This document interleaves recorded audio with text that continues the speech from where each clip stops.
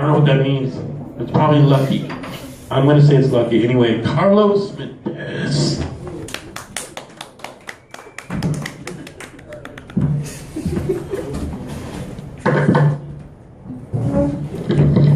I love tonight's theme of let's walk the crowd as quickly as possible. Before I start, I want to tell you guys my favorite quote to live by. It's by the existentialist Kierkegaard, great thinker, and it goes like this. Weigh yourself before and after taking a dump. And if that number's ever the same, you'll know your shit is meaningless.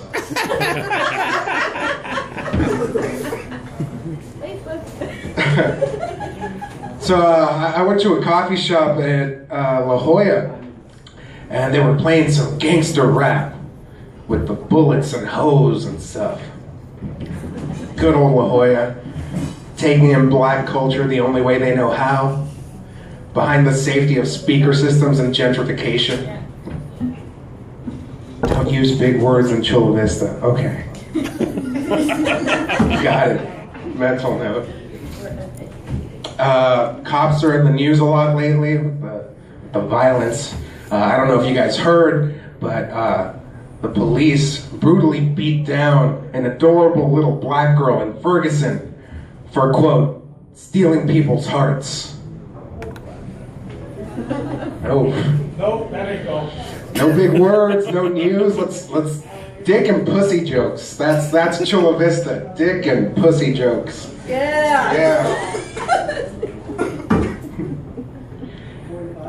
My teachers, they used to tell me when I was a kid, they would tell me, dream big.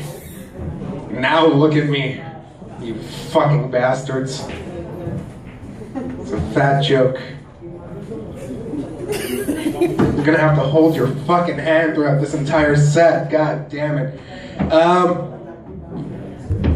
I want to start a dating website just for Amish people.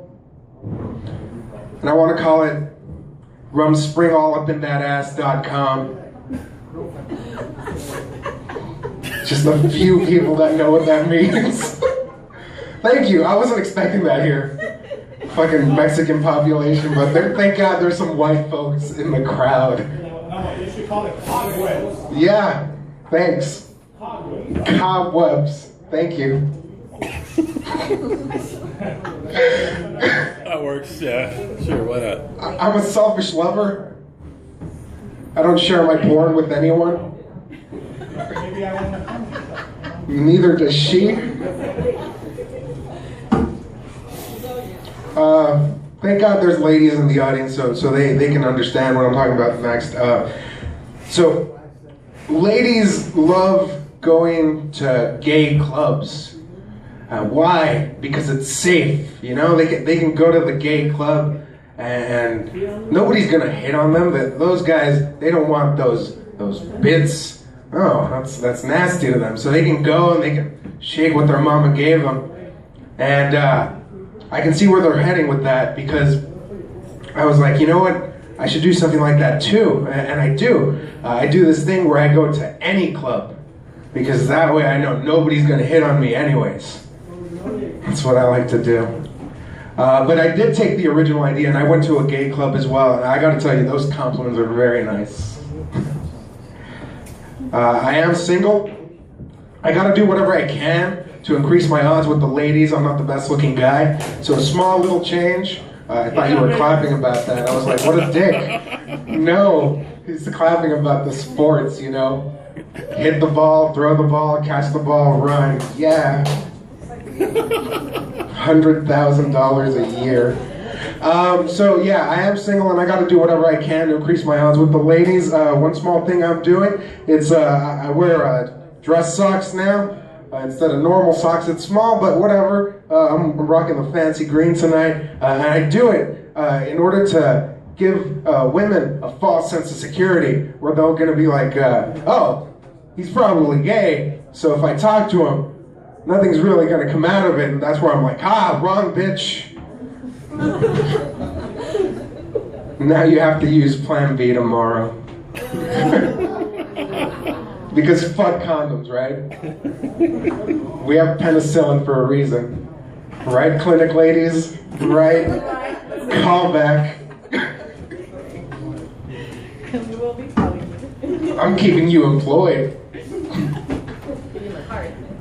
Yeah, I don't know if you guys heard the good news about that actually. Costco actually started selling Plan B, and it's great. You don't need a prescription, you get to save some money, but the thing is, Plan B is still the name brand, and I'm a real Jew when it comes to buying shit. And I was hoping, that there'd be like another way to save even more money. I don't know, maybe have like the generic version, call it something like Kirkland Instaboard. There you go. I think that pussy is a lot like a favorite TV show. When it's fresh and new to you, you love it, and you want it to be renewed next season. But after a couple of years, it starts to get old and predictable. And you think, sure, I don't want it to get canceled. I've already invested so much time into this. But at least add a new cast member or something.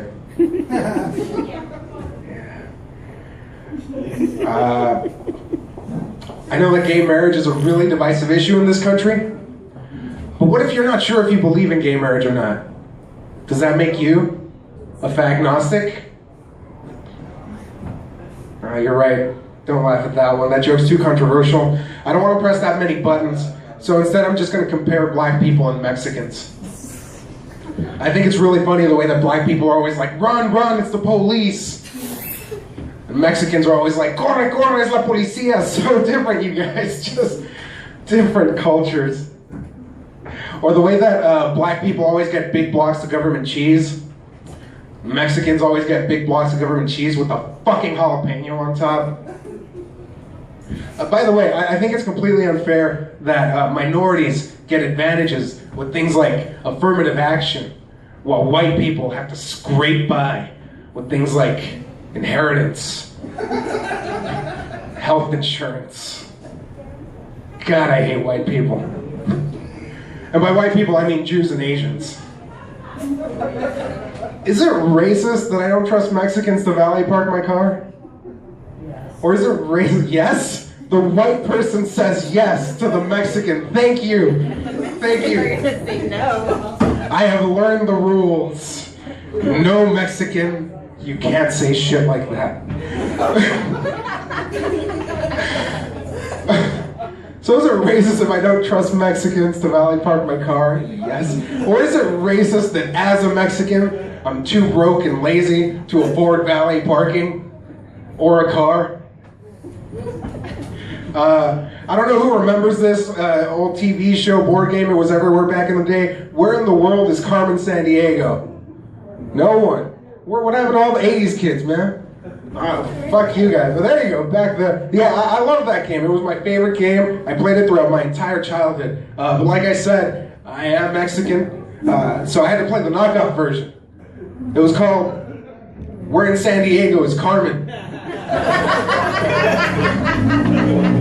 To be honest with you guys, my mom's name was Carmen, and I never actually found her. Don't say these are jokes, none of this is real. Like the Easter Bunny, or love. The Easter Bunny isn't real? What was I gonna say? The other day I came home late, and I didn't realize that it was family game night. I don't know if you guys have family game night, but I love it. So I get home, and my family's already set up. They're in a circle in the table, and they leave me a space in the middle so I can start playing. And I sit down, and like always, they hand me the rule book. It's like this small little pamphlet, and then they start saying like really nice things about me, and then crying, and I'm just laughing. I love the game intervention. There you go. They keep saying I don't win though. I don't get the rules of that game. Speaking of, who's having drinks tonight? Let me hear it. Whoa, what the fuck was that? Oh, I can't afford them like you can. I'm broke right now. I'm currently worthless, or as they like to call it, unemployed. Being unemployed, I find myself having a new hobby, mainly filling out a bunch of job applications. I would say like comedy is my hobby, but I see it more as a part-time job where I get paid in blank stares and the occasional chuckle. Myra. The worst part about filling out so many Buddy, What? can I buy you a beer? Sure, man. After the set, though. Let me finish those jokes. That's what I'm here for. The worst part about filling out so many applications, though, is never getting a call back, even if I don't get the job. It's soul crushing, and it breaks you down, you know, as an individual. Like not getting a laugh after that great line. Strike two. Fuck you guys. Yeah, that one didn't do good. No, it didn't. It did not. Kind of like that baseball game. I pay attention too, motherfuckers. I'm not even a fan either. So, how fucking annoying is it when you have to like fill out the application and it's like, hey, send us an attachment of your entire resume. Cool, I have that set up. Here you go. Great. Now type all this shit in individually for the next 30 minutes. Yeah. Oh, yeah. Yeah, right.